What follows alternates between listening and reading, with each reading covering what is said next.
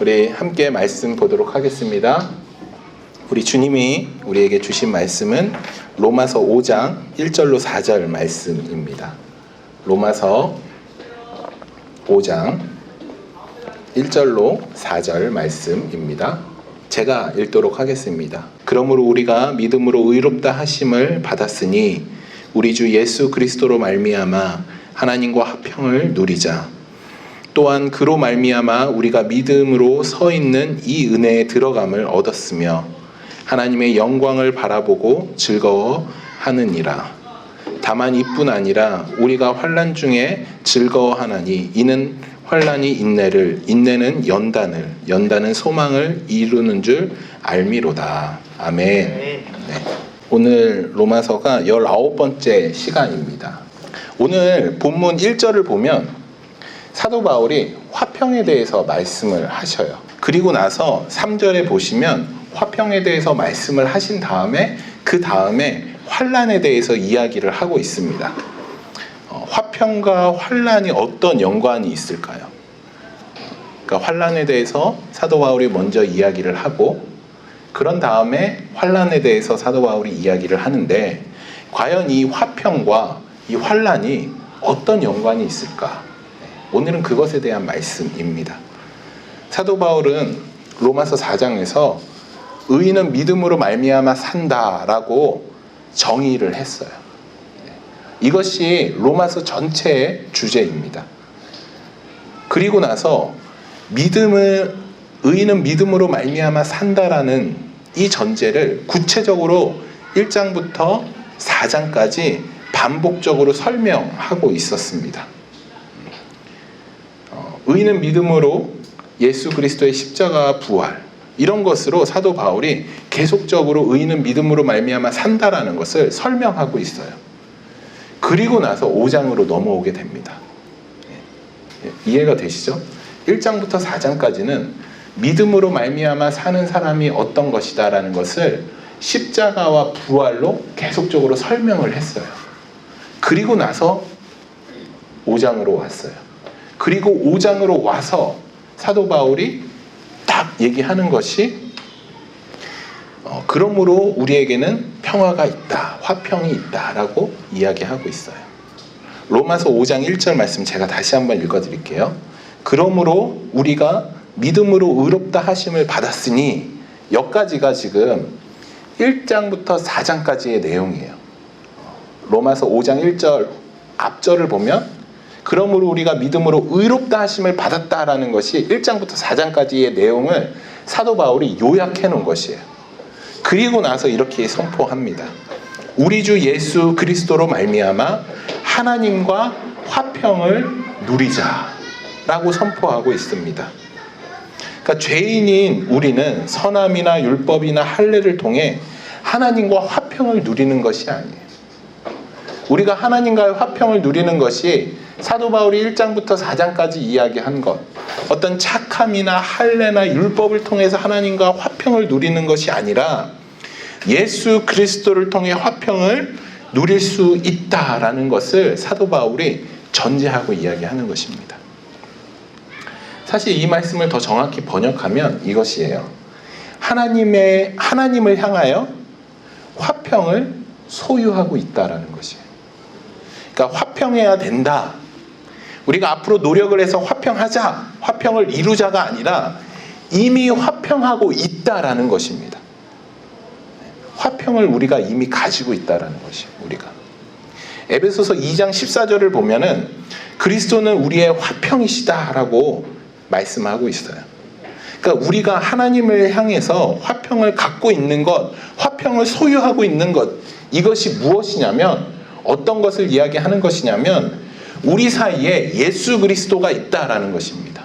우리 안에 예수 그리스도가 있다라는 것이에요. 화평이 에베소서 2장 14절 말씀대로 화평이 예수 그리스도이기 때문에 우리가 화평을 가지고 있다라는 것은 우리가 예수 그리스도를 소유하고 있다. 예수 그리스도가 우리 안에 이미 있다라는 것입니다. 그래서 우리가 예수 그리스도를 통해서 하나님과 무엇을 이루고 있다? 화평을 이루고 있다라는 것입니다.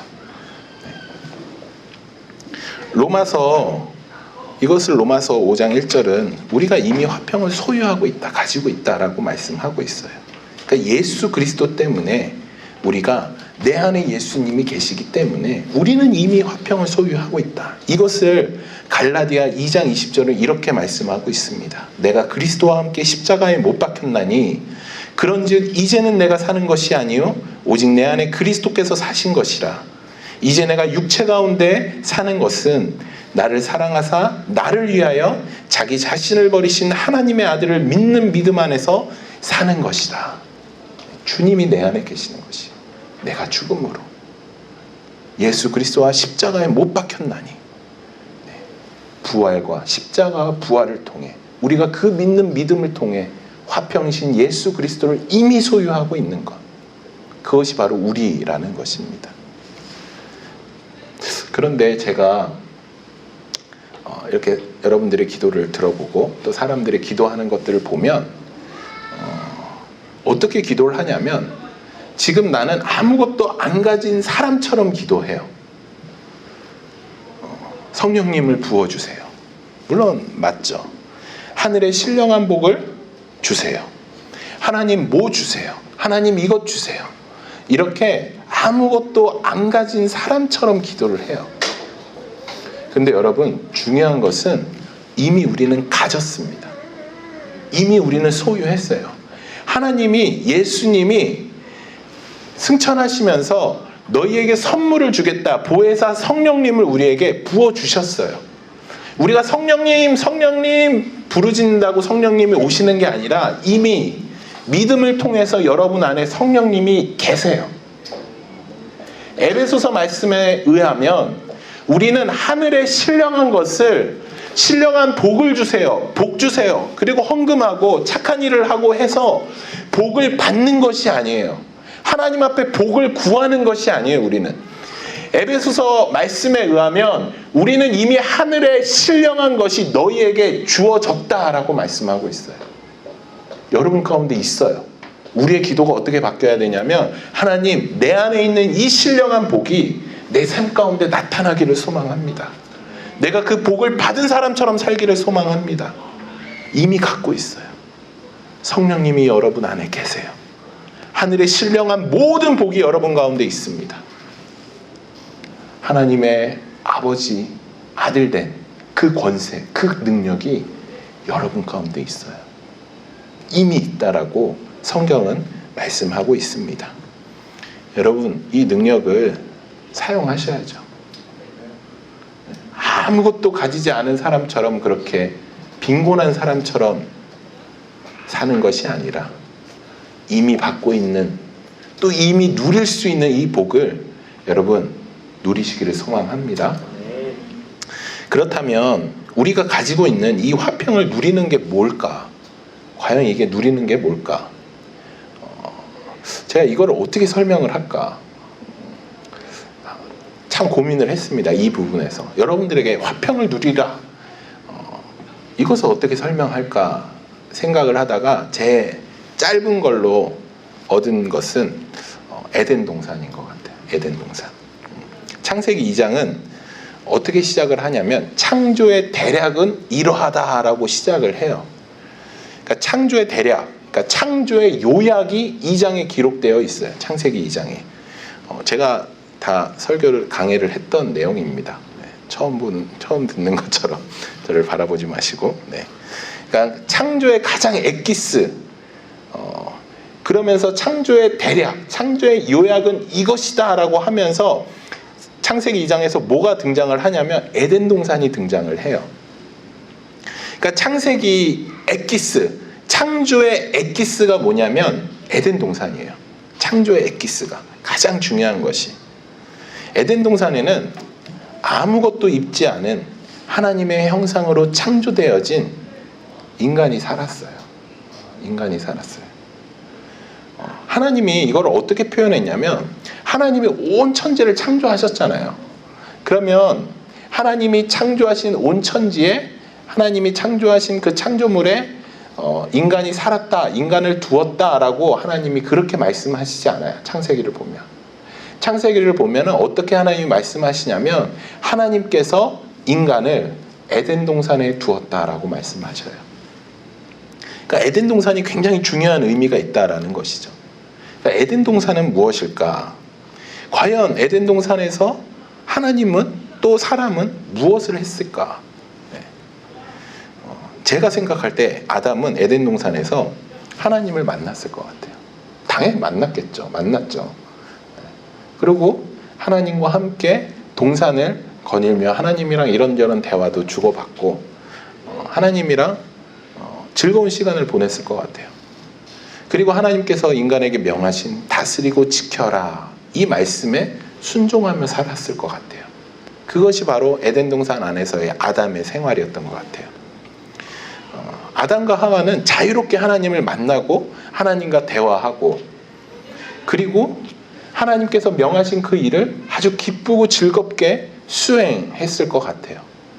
제가 에덴 동산에서의 아담과 하와를 생각하면 이 말씀이 생각이 나요. 스바냐 3장 17절. 내가 너로 인하여 기쁨을 이기지 못한다. 주님이 우리에게 하신 말씀이죠. 하나님이 에덴 동산에서 아담과 하와를 보면서 어떤 마음을 가지셨을까? 그냥 기쁨을 이기지 못했을 것 같아요. 아담과 하와를 보면서 너무 기뻐하고 너무 좋아하고 아마 아담과 하와를 물고 빨고 했을 것 같아요. 하나님이. 여러분, 아담과 하와는 하나님으로부터 오는 그 무한한 사랑을 받으면서 그 무한한 것들을 공급받으면서 살아갔겠죠. 아담과 하와는 여러분 아무것도 걸치지 않았어요. 아담과 하와는 아무것도 소유하지 않았어요. 아담과 하와는 단지 하나님으로부터 오는 것들을 공급받으면서 하나님만으로 만족하는 삶을 살았어요. 에덴 동산에서. 저는 이게 바로 하나님과 인간의 화평이라고 생각해요. 평화라고 생각해요. 그런데 죄가 찾아왔어요. 아담이 하와가 하나님처럼 되려고 하는, 그래서 하나님 없이도 내가 다 할 수 있다라는 생각, 그 죄가 인간에게 찾아오게 되었습니다. 그래서 더 이상 하나님과 함께 할 수 없게 되고 에덴 동산에서 쫓겨나게 됐어요. 그렇게 되면서 하나님과 관계가 단절이 되기 시작하죠.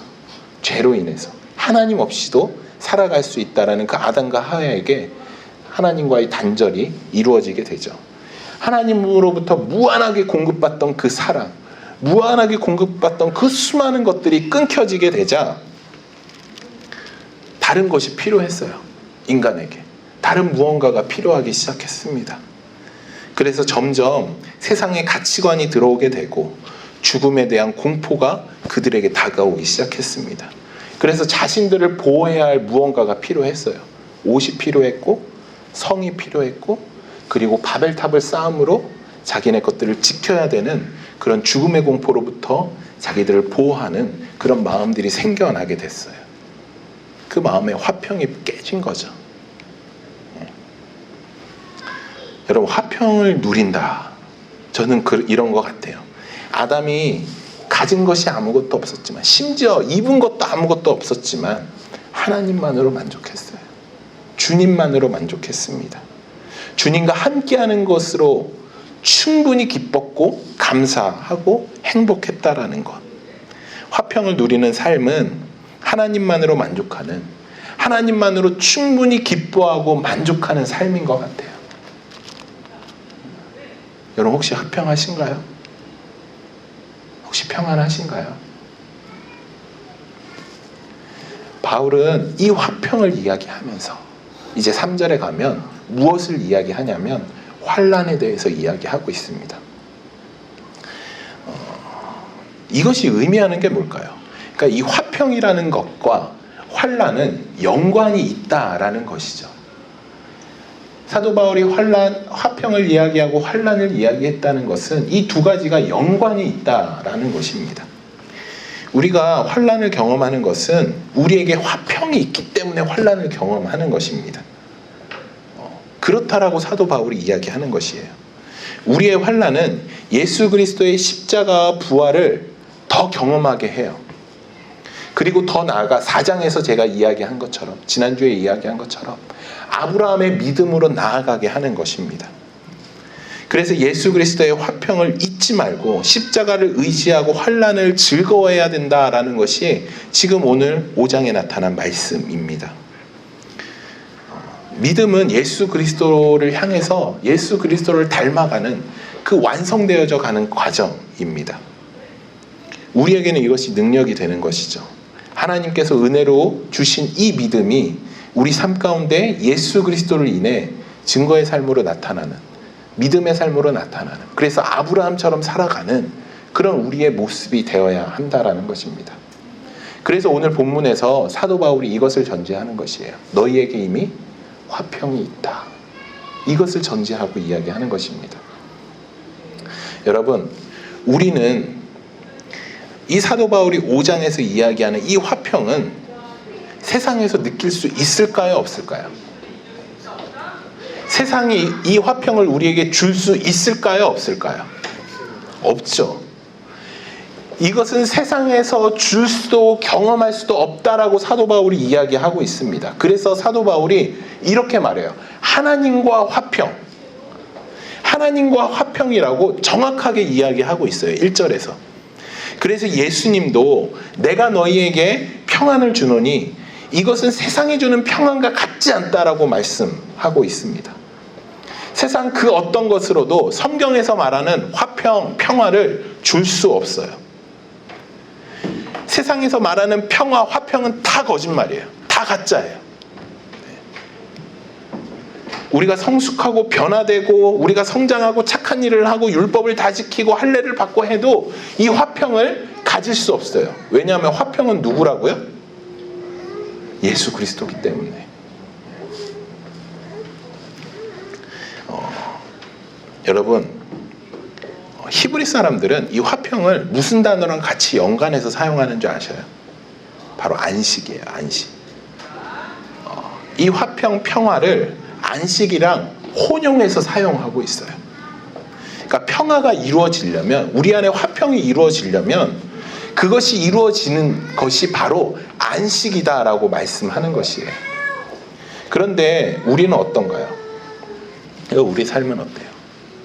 무언가를 소유하기 위해, 세상의 것을 얻기 위해, 나의 꿈과 나의 성공을 위해 늘 달려가요. 이 정도 가지면 만족하겠지. 여러분, 만족되어지나요? 네. 아직 거기까지 안 갔나 다들? 네. 한번 가보세요. 만족해지나? 네. 아마 만족하지 못할 것 같아요. 더 큰 것, 더 좋은 것들을 가지려고 합니다. 그래서 더 애쓰고 힘쓰게 돼요. 여러분, 이 세상의 어떤 것으로도 여러분은 절대 만족할 수 없어요. 왠 줄 아셔요? 김동호 목사님 말씀에 의하면 이래요. 하나님이 여러분을 천하보다 귀하게 창조하셨어요. 천하보다 귀하게 여러분들을 창조하셨는데 세상의 어떤 것을 여러분들에게 갖다 부어버린다 해도 채워지지 않아요. 천하보다 귀한 그 이상의 것이 여러분들에게 와야지 비로소 여러분들이 채워질 수 있는 것이에요. 하나님이 여러분들을 이미 천하보다 귀하게 창조하셨어요. 그런데 우리는 자꾸 다른 것에서 만족을 찾으려고 해요. 다른 것에서 화평, 평화를 얻으려고 합니다. 여러분, 그 어떤 것으로도 여러분들을 채울 수 없습니다. 그 어떤 것으로도 여러분들을 만족해 할 수 없습니다. 그래서 그래서 하나님이 여러분들에게 누구를 주셨냐면 천하보다 귀한, 우리보다 더 크신 예수 그리스도를 여러분들에게 주신 것이에요. 예수 그리스도만으로 우리가 만족할 수 있어요. 세상의 그 어떤 것을 여러분들에게 들이부어도 우리는 만족하는 존재가 아니에요. 비로소 누가 우리에게 왔을 때 만족하게 되냐면 예수 그리스도가 내 안에 계실 때, 그때 비로소 우리는 만족을 누릴 수 있다라는 것입니다. 여러분, 그렇기 때문에 우리가 세상의 것으로 만족하며 화평을 누리고 안식을 누리려 한다면 그것은 죽을 때까지 이룰 수 없는 일이에요. 오직 화평을 이루시기 위해 이 땅에 오신 예수 그리스도의 그 참된 화평, 평화, 안식, 주님만으로 누릴 수 있는 것입니다. 그 평화와 또 화평, 안식이 여러분 이미 전에 주님께서 여러분들에게 약속하셨고, 그리고 예수 그리스도를 통해 여러분들에게 이미 주어졌다, 완료되었다라고 성경이 말씀하고 있는 것이에요. 여러분, 화평을, 평화를, 안식을 다른 데서 찾지 마세요. 쉬고 싶다 그러면서 여러분 여행 한번 가보셔요. 더 피곤하죠. 세상의 그 어떤 것으로 여러분들을 채울 수 없습니다. 오직 주님만으로. 그래서 힘들고 평화, 내 안에 화평이 요구되어질 때 우리의 시선을 어디로 돌리냐면 예수 그리스도에게 우리의 시선을 돌리고 주님께 우리가 나아갈 때 진정한 평화가 우리 가운데 있다라는 것입니다. 여러분, 그렇다면 환난이 뭘까요? 환난. 지금 사도 바울이 말하는 이 환난은 무슨 환난을 말하는 것일까요? 방금 전에도 말씀드렸듯이 사람들은 끊임없이 우리의 능력과 노력으로 평화와 안식을 누리려고 해요. 조금 더 벌면, 조금 더 내가 가지면, 조금 더 내가 성공하면 안식이 되겠지, 평화가 오겠지, 좋아지겠지, 만족하겠지라고 끊임없이 무언가를 노력해서 애쓰고 가지려고 합니다. 이것을 요즘은 누리려고 오히려 요즘엔 뭐라고 얘기하냐면 버리라고 얘기해요. 이제 버려라, 이렇게 이야기를 해요. 물론 그런 성취를 통해서 우리가 잠깐 그런 평화와 안식, 화평을 누릴 수는 있어요. 조금씩. 돈이 주는 위력, 여러분 대단하죠? 돈으로 우리가 잠깐 그 기쁨과 평화와 만족을 누릴 수는 있어요. 그런데 오래가지 않습니다. 내가 가진 권력, 내가 가진 명예, 나의 자식을 통해서, 내가 갖고 있는 것을 통해서 수많은 것으로 우리가 조금씩은 누릴 수 있지만 그것이 오래가지는 않습니다. 그런데 하나님께서 그런 사람들, 자꾸 다른 데에서 평화와 안식과 화평을 찾으려고 하는 그런 사람들, 우리에게 하나님이 개입하셔요. 쟤네 안 되겠다라고 개입하셔요. 그리고 개입하셔서 어떤 일을 하시냐면, 야, 나만 보고 나만 만족해 라고 말씀하셔요. 그리고 우리가 둘렀던 그 시선들, 우리가 가지려고 했던 돈과 명예와 그런 수많은 것들, 우리가 그것을 통해서 얻으려고 했던 수많은 것들을 하나님이 어떻게 하시냐면 제거하셔요. 우리가 잡고 있고 이것만이 나를 살려줄 것 같고 이것만이 나의 전부인 것 같은 것들을 하나님이 놓게 하셔요. 그것들을 제거하셔요. 그것을 우리는 뭐라고 얘기하냐면 환난이라고 이야기해요. 여러분, 혹시 여러분 가운데 지금 환난이 있으신가요? 혹시 여러분 가운데 어려움이 있으신가요? 여러분, 그래서 환난을 기뻐하라라고 말씀하시는 거예요. 왜냐하면 이 환난을 통해서 우리가 누구에게 더 가까이 가냐면 하나님께로 가까이 가는 것이에요. 이 환난을 통해서 내가 믿고 내가 의지했던 것들을 놓게 되므로 어려워지고 힘들어지지만, 그래서 우리가 어디로 우리의 방향을 틀게 되냐면 하나님께로 방향을 틀고 하나님만 바라보고 하나님만으로 만족하게끔 우리를 하나님이 인도하시기 때문에 너희에게 환난이 오거든 기뻐하라 라고 말씀하신 것입니다. 힘드신 분 계신가요? 어려우신 분 계신가요? 기뻐하시기를 소망합니다. 아내가 더 하나님께로 가까이 나가는 귀한 걸음이구나. 더 주님께 매달리고 더 주님께 우리의 시선을 돌리시기를 간절히 소망합니다. 제가 요즘에 광야를 살다라는 책을 읽었어요. 여러분도 한번 읽어보셨으면 좋겠어요. 광야를 살다. 어렵지 않은 책입니다. 저도 하루 만에 다 읽었어요. 한번 읽어보셔요. 이 책에 이런 내용이 나와요. 하나님께서 40년 동안 광야에 살고 있는 모세를 부르셔요. 그때가 모세 나이가 우리가 다 알듯이 80세입니다. 그 부르심에 모세가 뭐라고 대답하냐면 하나님 저 못합니다 라고 말씀드려요. 왜 못하냐고 그렇게 책에서 소개하냐면 출애굽을 하면 이스라엘 민족이 200만 명이나 돼요. 그 200만 명이나 되는 그 민족이 애굽 땅을 나오면 오갈 데가 없어요. 그리고 가나안 땅은 이미 사람들이 차지하고 있어요. 그래서 가나안 땅을 정복하기 위해서 그 노예로 살던 사람들이 전쟁이라는 것을 해야 돼요.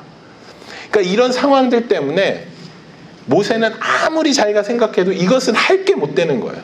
그래서 하나님께 못합니다 라고 이야기를 드렸던 것입니다. 그때 하나님이 모세에게 이렇게 약속하세요. 내가 반드시 너와 함께하리라 라고 약속하셔요. 근데 그게 다예요. 뭔가 하나님이 전략을 알려주시고 뭔가 구체적인 방법과 내가 이렇게 할 거야 라는 어떤 설명이 없어요. 내가 너와 함께 할 거야. 이게 다예요. 그러니까 모세가 그 말을 믿지 못하는 거, 어찌 보면 정말 황당한 것이죠. 너무 잘 살고 있고 이미 그 삶에 익숙해져 있고 충분히 자기가 할 수 있는 일들이 있고 그런 상황 가운데 하나님이 모세를 부르셔요. 그것이 바로 환난이죠. 고난이죠. 그런데 주님의 생각은 그렇지 않죠. 모세 앞에 비록 절대 해결할 수 없는 일이 있지만, 막막한 미래가 있지만 하나님과 함께하는 것만으로 충분하다라는 것을 하나님이 모세에게 알려주고 싶으신 것이에요. 모세는 하나님 없이도 충분하고 잘 살고 있다라고 생각하지만 하나님의 생각은 그것이 아니에요. 모세야, 너 그렇게 사는 게 옳지 않아. 그렇게 사는 게 좋지 않아. 나만으로, 하나님만으로 충분한 삶을, 또 기쁜 삶을 내가 알려줄게. 그래서 모세의 전 삶에 거쳐서, 그 80 이후의 삶에 거쳐서 하나님이 하나님만으로 만족한 삶을 알려주세요. 모세에게 가르쳐 주셔요. 그것이 축복 아닌가요? 비록 모세에게 환난이 왔지만, 고난이 왔지만 그 고난을 이겨내는 것, 그리고 주님을 바라보며 주님만으로 만족하는 삶, 그것이 바로 하나님이 우리를 통해 하시고자 하시는 일이십니다. 여러분, 우리는 세상의 것을 통해서 화평을 누리고 그런 것이 나를 가치 있게 만들어준다라고 착각을 해요. 하지만 여러분, 그런 것이 영원한 것이 아니에요. 절대 영원한 것이 아닙니다. 그런 것은 금방 없어질 것이에요. 하나님이 우리에게 알려주시는 것, 하나님이 우리에게 말씀하시는 것은 무엇이냐면 보이지 않는 것이 더 영원하다라는 것을 말씀하세요. 눈에 보이는 것이 나를 가치 있게 하고 그것이 나를 살려줄 것 같지만 눈에 보이는 것은 다 없어질 것이고 눈에 보이지 않는 것이 진짜다라고 말하는 것이 성경이고 말씀입니다. 여러분, 창세기에 보면 창세기 13장을 보면 롯이 나와요. 아브라함이 롯에게 네가 선택해라, 땅을 선택해라 이야기를 합니다. 그러니까 롯이 저 멀리 보니까 여호와 동산 같고 애굽 땅 같은 곳이 보여요. 그게 바로 소돔 땅이에요. 눈으로 보기엔 너무 아름다운 땅이에요. 그래서 롯이 선택을 합니다. 저 땅에서 살겠습니다. 그리고 그 땅에서 살게 됩니다. 하지만 아브라함은 갈 데가 없었어요. 그때 하나님이 아브라함을 향해서 이렇게 말씀하십니다. 눈을 들어 사방을 봐라. 그리고 온 이 사방에 티끌같이 내가 너의 자손을 많게 할 것이다 라는 약속을 주셔요. 여러분, 결과가 어떻게 되나요? 롯이 눈으로 보기에 아름답고 풍족한 삶을 줄 것 같은, 자기를 보호해 줄 것만 같은 그 소돔 땅은 없어져요.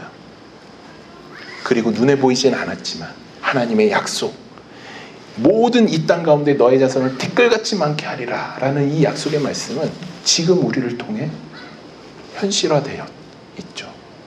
우리 다 온 사방 가운데 아브라함을 믿음의 조상이라고 여기는 우리가 이 온 세상에 살아가고 있지 않나요? 여러분, 보이는 것은 없어지는 것이에요. 가짜예요. 그리고 보이지 않는 것, 하나님의 말씀, 하나님, 이것이 진짜라는 것을 우리 주님이 말씀하고 있는 것입니다. 말씀을 마치겠습니다. 하나님과 화평한다라는 것은 결국은 내가 죽는 것이에요. 내가 주님이 내 삶 가운데 주인이 되어 주시는 것입니다. 우리 삶에서 그동안 내가 믿고 의지했던 모든 것, 주님이 주인된 삶을 살면서 조금씩 제거하게 돼요. 제거되어지게 됩니다. 그것을 우리는 환난이라고 말을 하게 됩니다. 하지만 그것을 두려워하지 마시기 바랍니다. 아브라함이 하나님이 주인된 삶을 살면서 이 모든 것이 하나님께로부터 온 것입니다라는 고백으로 멜기세덱에게 11조를 드렸어요. 그리고 그렇게 자신이 주인된 삶에서 하나님이 주인된 삶을 살게 돼요. 그런데 그런 그에게 두려움이 찾아오게 돼요. 그때 하나님이 이렇게 약속을 하십니다. 이후에 여호와의 말씀이 환상 중에 아브라함에게 이르시되 아브라함아 두려워하지 말라. 나는 내 방패요 너의 지극히 큰 상급이니라. 여러분, 이것은 아브라함에게만 한 약속이 아니라 우리 주님께서 우리에게 하신 약속입니다. 눈에 보이지 않는 것을 위해 살다가 보이지 않는 영원한 것을 위해 살게 되면 두려움이 당연하게 찾아오게 됩니다. 겁이 나요. 내 것을 다 뺏기는 것 같아요.